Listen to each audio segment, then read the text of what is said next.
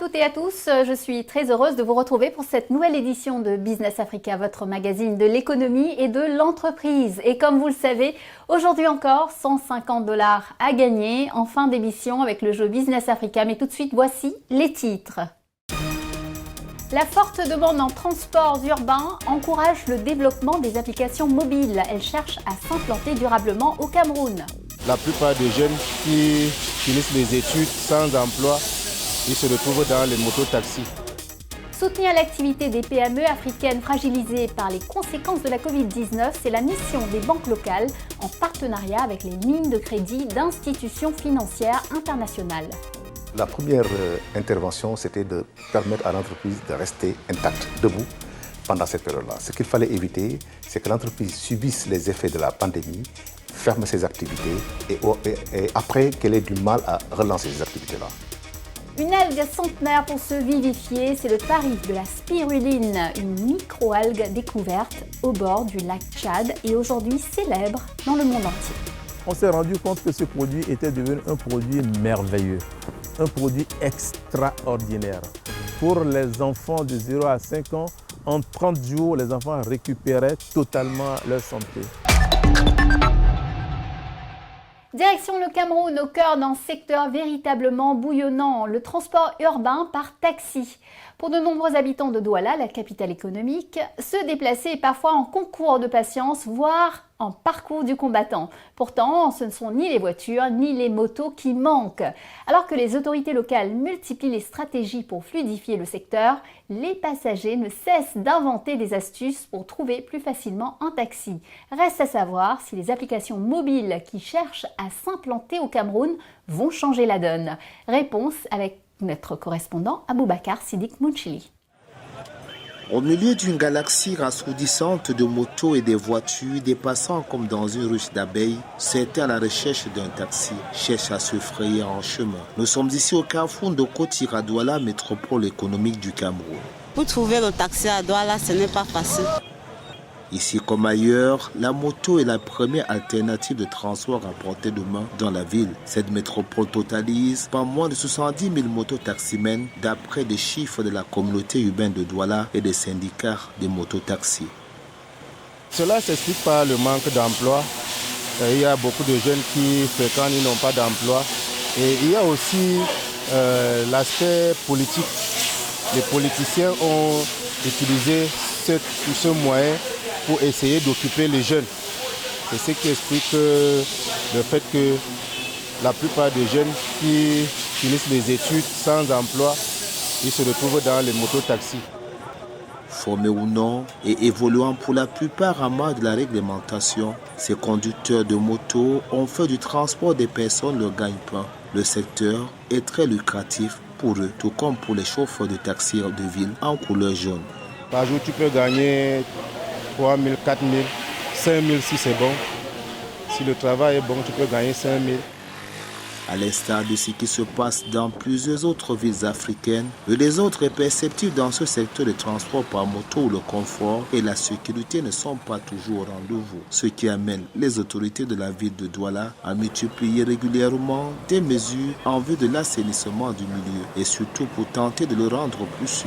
Un véritable challenge dans cette ville dont la population augmente chaque jour et le besoin de transport aussi. À côté des motos qui réussissent à être partout, les taxis de ville conservent leur place. Malgré de nombreuses pesanteurs, ils comblent aussi une énorme attente.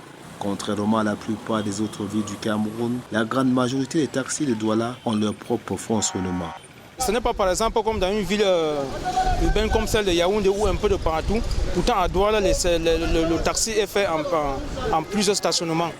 Chaque stationnement est un point de chargement pour transporter les clients uniquement d'un point à l'autre dans la ville. Une formule que des exploitants adoptent comme solution facile dans un contexte d'embouteillage interminable sur certains axes de dégradation, de nombreuses chaussées ou encore d'insuffisantes routes dans cette ville au développement vertigineux. Il faut déjà savoir comment s'orienter. Et une fois que vous êtes dans la direction, vous pouvez trouver un taxi. Si vous courez après le temps, ou si vous êtes conscient que la distance à laquelle vous allez est longue, vous êtes libre de miser On sait que le tarif normal d'un taxi, c'est 250 francs. Et donc, dépendamment de vous, vous pouvez miser 300 ou plus. Une course donc où les plus offrants à certaines heures ou sur certaines distances s'en sortent le mieux en payant plus que le tarif en vigueur. Il est parfois multiplié par 2, 3, voire même 4. Quelques startups se sont intéressés au transport à Douala ainsi qu'à Yaoundé en proposant des applications pour la commande en ligne de taxis et de mototaxis. Dès que tu t'abonnes là-bas, on te donne un téléphone Android, on te connecte. À travers ton téléphone, on peut t'appeler. Si tu es à côté ou un client a besoin d'un taxi, on t'appelle. On voit seulement ta position si tu es à côté, quoi. Ces applications offrent de nombreux avantages comme la traçabilité, le confort et la disponibilité des taxis en temps réel. Mais la plupart n'ont pas réussi à convaincre. Certains utilisateurs, comme ce chauffeur de taxi, n'ont pas trouvé le procédé rentable. Il préfère procéder lui-même à sa collecte de clients qui lui rapporte de meilleures recettes. On ne paye pas pour moi. On peut t'appeler, tu peux prendre le client. Tu arrives avec le client, là où le client pourrait te payer même peut-être 3 à 4 000. Il sort 2 000 pour te donner. Malgré tout, la modernisation de ce secteur dans le sillage du développement des technologies du numérique est incontournable. Elle pourrait offrir de multiples opportunités à l'instar de ce qui se voit déjà dans de nombreux pays. D'autant que le vaste marché de transport par taxi dans les villes camerounaises continue d'attirer les investisseurs. Après le Ghana et la Côte d'Ivoire, le service de covoiturage de groupe russe Yandex, avec sa plateforme Yango, a par exemple déposé ses valises à Douala et Yaoundé. C'est une voie intéressante. Le Cameroun ne doit pas être en reste. Vous savez, à l'heure de la mondialisation, le monde est devenu un village à l'échelle planétaire. Les pratiques, il n'y a plus de pratiques propres à un pays. C'est une très bonne opportunité, mais elle n'est pas mauvaise. Mais le plus important, c'est le dû. On est à la recherche des sous. Il va sans doute effectivement falloir que ces nouveaux opérateurs numériques bousculent les habitudes, mais aussi prennent mieux en compte le niveau de vie de la population. J'ai téléchargé l'application et je pense qu'elle est bien, juste que c'est un peu cher avec mon statut d'étudiant. Je me suis rendu compte que pour une distance de 300 francs, on m'a parlé, ils m'ont proposé 1500, 2500 avec un peu de confort et je ne pourrais pas vraiment l'utiliser. Par rapport à la situation que nous vivons au Cameroun, ça ne peut pas être important pour moi, particulièrement parce que je n'ai pas de moyens. En déplaçant un taxi pour moi, venir me chercher, ça va me coûter cher. Rien n'est perdu, confie de nombreux spécialistes et professionnels du transport. Il y a suffisamment de la place pour les innovations dans ce secteur. Il faut juste qu'une sensibilisation auprès de nos membres et des usagers. Parce qu'aujourd'hui, ils prennent quand même conscience de cette nouvelle donne technologique, mais beaucoup l'appliquent moins.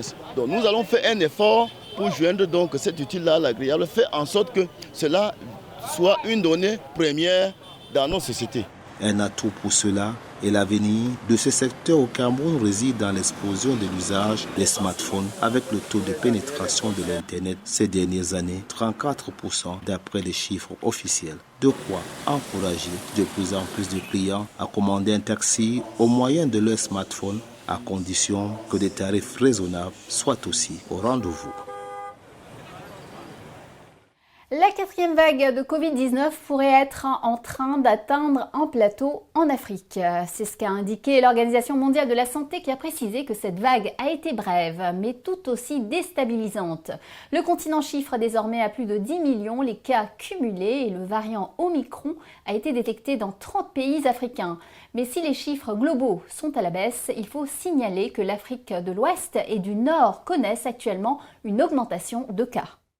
Ecovax, le système international qui mutualise la distribution de vaccins Covid, a annoncé avoir livré plus d'1 milliard de doses à 144 pays. Ce résultat a été bien plus lent qu'espérait l'Organisation mondiale de la santé et sur le continent, les difficultés d'administration des vaccins sont toujours là, du manque de centres de vaccination au Cameroun à la pénurie de seringues au Kenya en passant par le sentiment de déni face au virus en République démocratique du Congo. De nombreux pays peinent à immuniser leur population. Le Centre de contrôle des maladies en Afrique vient d'envoyer des missions au Maroc et au Rwanda pour tirer les leçons des succès de ces deux pays dans leur programme de vaccination. Je vous emmène maintenant au Sénégal et au Burkina Faso où les banques et les États se sont mobilisés pour sauver les PME directement impactées par la Covid-19. Le plus souvent, cette démarche a pris la forme d'un partenariat avec l'appui d'institutions de développement. Nos correspondants ont enquêté pour comprendre comment l'ICD, la filiale secteur privé de la Banque islamique de développement, travaille sur le terrain avec les banques locales. Un reportage d'Abdoulaye Bari et de Bertrand Ziba. Si l'Afrique a enregistré son premier cas de Covid-19 en Égypte le 14 février 2020, elle n'a pas connu des taux d'infection aussi élevés que d'autres régions du monde, mais l'impact économique et social de la pandémie reste très sévère, notamment pour les PME. En cause, l'effondrement de la demande internationale, en particulier chinoise et européenne, combiné aux mesures sanitaires des États qui ont fait chuter la consommation locale. Les institutions africaines et internationales de développement associées aux banques publiques et privées se mobilisent pour soutenir les PME en difficulté. ICD, la Société islamique pour le développement du secteur privé, intervient par exemple en Afrique subsaharienne dans plusieurs secteurs piliers de cette région, comme le coton au Burkina Faso ou l'arachide, comme ici au Sénégal. La première intervention, c'était de permettre à l'entreprise de rester intacte, debout, pendant cette période-là. Ce qu'il fallait éviter, c'est que l'entreprise subisse les effets de la pandémie, ferme ses activités et après qu'elle ait du mal à relancer ces activités-là. Nous sommes ici à 300 km au sud-est de Dakar, à Kaffrine exactement, où la société Lansar connaît depuis 1997 une belle croissance dans l'arachide. Un secteur stratégique pour le Sénégal qui fait vivre une grande partie de la population rurale. Aujourd'hui, les dirigeants de la PME affichent de grandes ambitions et se préparent à la reprise de la demande mondiale qui se décide. Notre objectif, c'est de faire 100 000 tonnes par an. Là, on n'arrive pas encore à atteindre notre objectif. Et pour le raffinage et tout, on a une huilerie à mettre en place. D'ici 6 mois, on va le mettre en place. Et on doit faire de l'huile brute et de l'huile raffinée. L'huile brute, c'est destiné au niveau de l'exportation et l'huile raffinée au niveau du marché local. Un besoin de financement qui pourra être financé par la Banque nationale de développement économique, la BNDE, avec l'appui de ICD, qui a mis en place une ligne de crédit d'un montant total de 12 millions d'euros, spécialement dédiée à la résilience des PME africaines pour faire face aux impacts du Covid-19. Pour son client, la société Lansar, la banque a mis en place un financement spécialement adapté. Cette fois-ci, nous avons décidé donc d'innover dans l'approche en lui donnant ses équipements sous forme de crédit bail. Et le montant global fait 787 millions. Et nous sommes d'ailleurs dans une première phase de son financement. Parce que le besoin global de Maodo-Sarr va au-delà de 787 millions. Ça, c'est 20 milliards. Hein, parce que son objectif, bien sûr, c'est d'aller vers la titrisation, mais aussi vers le raffinage. Un projet industriel qui devrait participer à la reprise de la croissance économique du pays, mais aussi à la réduction du chômage et de la pauvreté. Sur le plan économique et sur le plan des emplois, vous le voyez, alors, on fait travailler 210 personnes par jour, dont 60 personnes qui sont des employés permanents et 150 personnes qui sont des saisonniers. Pour moi, cette entreprise, ça permet à certaines personnes de ne pas partir à Dakar pour chercher du boulot, quoi. C'est un bel avenir. Et on est obligé d'ailleurs de le soutenir aussi au Sénégal. Parce qu'il faut savoir que 2 tiers de la population rurale aujourd'hui cultive l'arachide. C'est un produit social qui fait nourrir beaucoup de familles au Sénégal. Donc le Sénégal a intérêt et a l'obligation de soutenir ce produit-là. 4 PME sénégalaises sont les bénéficiaires du fonds Covid pour un montant de 10 milliards de francs CFA. La société Lansar et celle d'Afrique, toutes deux dans l'agro-industrie, Bio24 dans le médical et la société de transport Sahel Bamtare. Pour la BNDE, ce partenariat avec la Société islamique pour le développement du secteur privé lui a ouvert les portes vers d'autres institutions et donc d'autres sources de financement. À cause de la SID, aujourd'hui nous avons d'autres institutions qui sont venues. La BOAD est venue. Je disais tantôt que la BAD est venue. Afreximbank nous accompagne. Aujourd'hui, c'est un moment de fierté pour la BNDE d'avoir accompagné plus de 70 entreprises à hauteur de 7 milliards de francs CFA et d'avoir sauvé plus de 7000 emplois pendant cette période. Le Burkina Faso, lui aussi, illustre bien comment les institutions de développement et les banques privées peuvent réussir à mettre en place des financements qui répondent aux besoins des PME face à l'impact du Covid. Avec une production annuelle de près de 3 millions de tonnes de coton, celui qu'on surnomme l'or blanc africain est l'autre pilier économique de l'Afrique de l'Ouest et du Centre. À lui seul, il fait vivre 15 millions de petits producteurs et représente 40% des recettes d'exportation. Mais ce tableau idyllique ne doit pas cacher les difficultés rencontrées par les PME du secteur qui doivent faire face aux aléas du climat et des cours mondiaux et depuis 2 ans à l'impact économique et social de la pandémie, comme ici au Burkina Faso. Il faut dire qu'à l'instar des autres sociétés, la Socoma a subi aussi les contre-coups de la pandémie à Covid-19.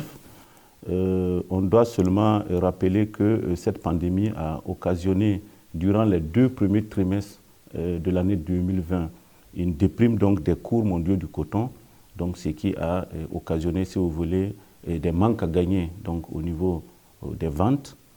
Et cette pandémie a également occasionné des retards dans les embarquements des contrats. Ici aussi, un partenariat entre une banque privée, Coris Bank International et ICD, a permis de mettre en place une ligne de financement pour répondre aux besoins de ces PME burkinabés qui veulent renforcer leur capacité de transformation, le Burkina ne transformant aujourd'hui que 5% de sa production, et répondre à l'augmentation de la demande internationale de l'après-Covid.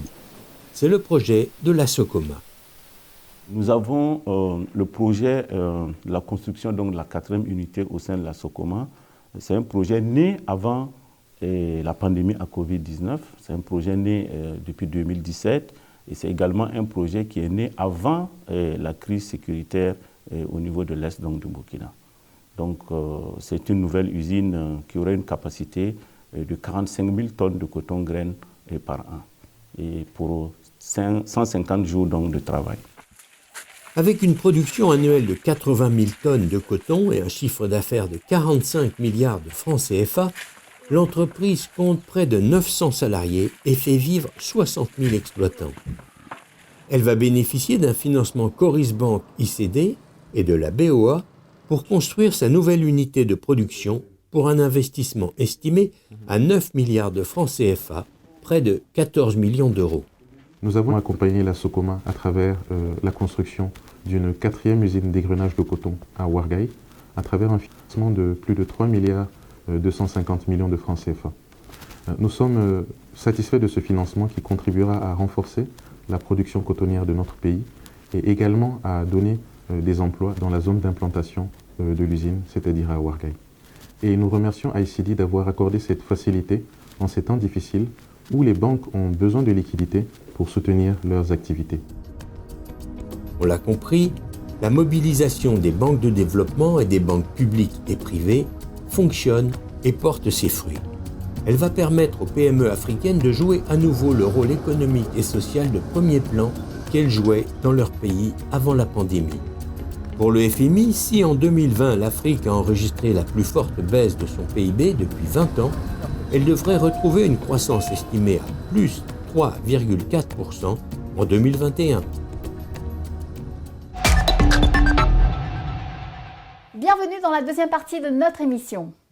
Le Mali traverse une période particulièrement difficile. Vous le savez, la communauté régionale de la CEDEAO a pris la décision d'imposer à Bamako des sanctions financières et la fermeture de ses frontières terrestres. Ces mesures sont dues à l'annonce du gouvernement malien de retarder les élections et elles ont fait descendre les habitants de Bamako dans la rue.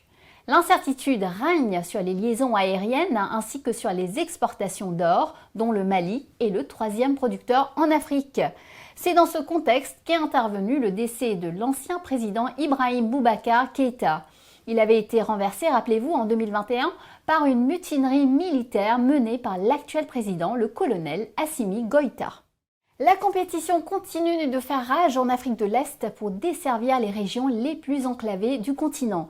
C'est ainsi que la Tanzanie ambitionne de devenir un véritable hub de transport et de commerce régional. Pour ce faire, elle a décidé de construire une ligne de chemin de fer qui pourrait relier le port de Dar es Salaam à ses voisins plus reculés comme la République démocratique du Congo.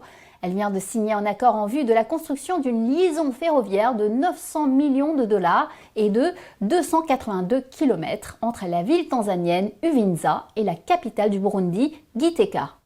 Et Twitter est de retour au Nigeria. L'interdiction du réseau social dans le pays aura duré 222 jours. Elle était intervenue à la suite de la suppression d'un message du président nigérian Muhammadu Buhari par Twitter en juin dernier. Pour faciliter son retour, le réseau social a néanmoins dû se résoudre à des concessions comme la nomination d'un représentant officiel qui agira comme interface avec le gouvernement fédéral. Il est estimé que la suspension de Twitter a coûté 1,3 milliard de dollars en manque à gagner à l'économie nigériane. Parlons à présent d'un aliment hyper riche, mais aussi d'un bon médicament, la spiruline, une microalgue devenue très populaire depuis les années 70. À l'époque, elle avait été trouvée sous forme de galettes sèches vendues dans les marchés autour du lac Tchad. Mais sa consommation remonte sans doute au 9e siècle en Afrique. Aujourd'hui, la microalgue est principalement cultivée en Chine, mais plusieurs pays africains comme le Bénin entendent bien poursuivre son exploitation, notamment pour combattre la malnutrition. Regardez. Cette algue découverte en 1950 dans le lac Tchad fait des miracles. Avec 5 grammes administrés chaque jour sous forme de complément alimentaire, elle remet sur pied un enfant souffrant de malnutrition sévère en quelques semaines. Le nom de cette plante, la spiruline.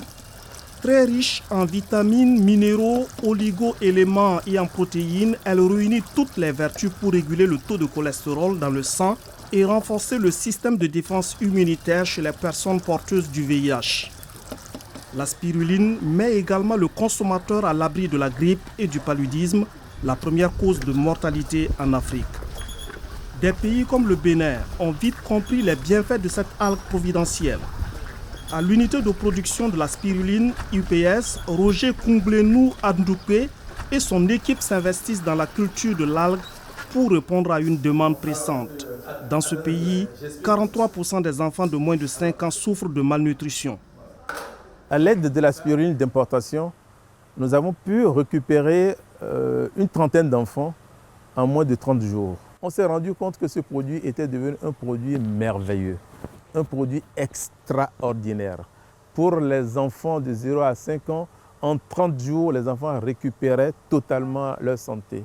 On s'est rendu compte au cours du projet que même les personnes d'un certain âge, disons les personnes âgées, n'est-ce pas, se retrouvaient, les sportifs se retrouvaient, les femmes enceintes. Donc bref, c'est pratiquement toutes les tranches d'âge, n'est-ce pas, qui se retrouvaient, n'est-ce pas, dans la consommation de la spiruline. La spiruline pousse dans les eaux à une température de 25 degrés Celsius. Sur ce point, l'Afrique offre des conditions propices pour la culture de l'algue à grande échelle. Mais son exploitation demande beaucoup de rigueur, de travail et des moyens adéquats pour faire face à des intempéries qui peuvent affecter le rythme de fabrication. S'ajoutent à cela des problèmes d'électricité, d'infrastructure et de manque d'équipement. Des écueils qui, une fois palliés, pourraient accroître considérablement la production de spiruline. La spiruline, c'est une microalgue. Elle est photosynthétique et elle est cultivée dans des bassins qui sont à l'air libre. Donc, tout ce qui est facteur climatique intervient sur le développement de la spiruline. Donc, l'ensoleillement, si la période est pluvieuse. Actuellement, l'UPS produit 2 à 3 kg d'algues par jour. Cette ressource végétale est ensuite transformée en complément alimentaire ou bien en yaourt, en biscuits. Mais des ateliers de l'UPS sortent également des produits d'hygiène à base de spiruline, savon, shampoing. De nouveaux produits sont en phase d'étude comme le lait pour le corps, la vinaigrette et des jus de fruits. Des produits qu'attendent les clients, des particuliers mais surtout des grossistes, des supermarchés et des pharmacies béninoises. Le rêve de l'UPS, c'est de conquérir le marché de la sous-région, à commencer par le Togo voisin. Dans cette perspective, l'UPS nourrit l'ambition de multiplier par 3 ou 4 ses capacités de production pour répondre aux besoins des Béninois, mais aussi pour satisfaire la demande qui s'exprime dans la sous-région. Si tous nos bassins étaient en production, nous aurions eu annuellement entre 2 tonnes et 2 tonnes 5. Actuellement, nous sommes à 800 kg de production du fait que nos infrastructures de production fonctionnent au tiers du fait du vieillissement et manque de financement, n'est-ce pas, pour renouveler, n'est-ce pas, ces infrastructures. Donc actuellement, nous sommes autour de 800 kg et ça fait que nous sommes strictement cantonnés à satisfaire le marché intérieur. Mais tout cela nécessite de grands moyens, notamment l'installation de panneaux solaires pour s'affranchir des délestages du réseau électrique, mais aussi pour s'assurer des économies sur la dépense en énergie. Marianne Liu Nento, chargée de suivi et d'évaluation de projets pour Power Electrical Generation, étudie le projet. De toute façon, il y aura un investissement quand même à faire, un bon investissement à faire quand même, parce qu'il y a beaucoup de moteurs là. Sur le site, il y a beaucoup de moteurs. Et il y a beaucoup d'appareils qui ont des puissances relativement élevées. Voilà. À l'image du Bénin, les fermes de spiruline se multiplient à travers le continent. Le Burkina Faso compte déjà plusieurs exploitations installées à l'initiative d'associations et d'ONG humanitaires. Mais de tels projets méritent le soutien des partenaires pour leur développement. L'enjeu est réel quand on sait que 40% des ressources des États d'Afrique au sud du Sahara sont englouties dans les dépenses de santé. Voilà, c'est le moment de récompenser les fidèles de Business Africa. À vous de répondre aux questions qui suivent. Si vous êtes tiré au sort parmi ceux ou celles qui auront donné les bonnes réponses, vous gagnerez 150 $. Il s'agit du jeu numéro 568. Tous à vos crayons, écoutez bien les 2 questions qui suivent et bonne chance à vous. Première question. Quelle est la dernière application de taxi à s'installer au Cameroun? Roja, Uber ou Yango? Deuxième question. Où a été découverte la spiruline? Au lac Victoria, au lac Tchad ou au désert de Namib? Vous connaissez les réponses, vous pouvez participer dès maintenant en allant sur notre site internet africaonair.com à la page replay. Répondez aux questions, remplissez bien votre formulaire et bonne chance à vous. Surtout, n'oubliez pas d'indiquer vos coordonnées, nom, adresse, téléphone, mail et le numéro du jeu auquel vous participez avec les réponses bien sûr. Ce jeu par exemple est le numéro 568. Le gagnant recevra 150 $. Rendez-vous sur notre site africaonair.com à la page replay pour les modalités. Félicitations, vous avez donné les bonnes réponses de notre émission numéro 567. Le nom de notre gagnant s'affiche à l'écran. Petit rappel. Première question. Où est installé le fermier bio béninois Femi Kochoni? Réponse à Tori-Bocito. Deuxième question. Combien compte-t-on d'étudiants dans la formation de Grace Rolandi? La réponse, une vingtaine. Voilà, Business Africa, c'est fini pour aujourd'hui. Je vous retrouve la semaine prochaine, même chaîne, même heure, pour Initiative Africa. Je recevrai Valentin Mbozo, directeur général du GIMAC, le groupement interbancaire monétique de la CEMAC. En attendant, vous pouvez revoir cette émission sur notre nouveau site newsafricaonair.com ainsi que sur tous nos réseaux sociaux. N'hésitez pas à liker, partager et commenter en utilisant le hashtag Business Africa. Prenez soin de vous et à la semaine prochaine.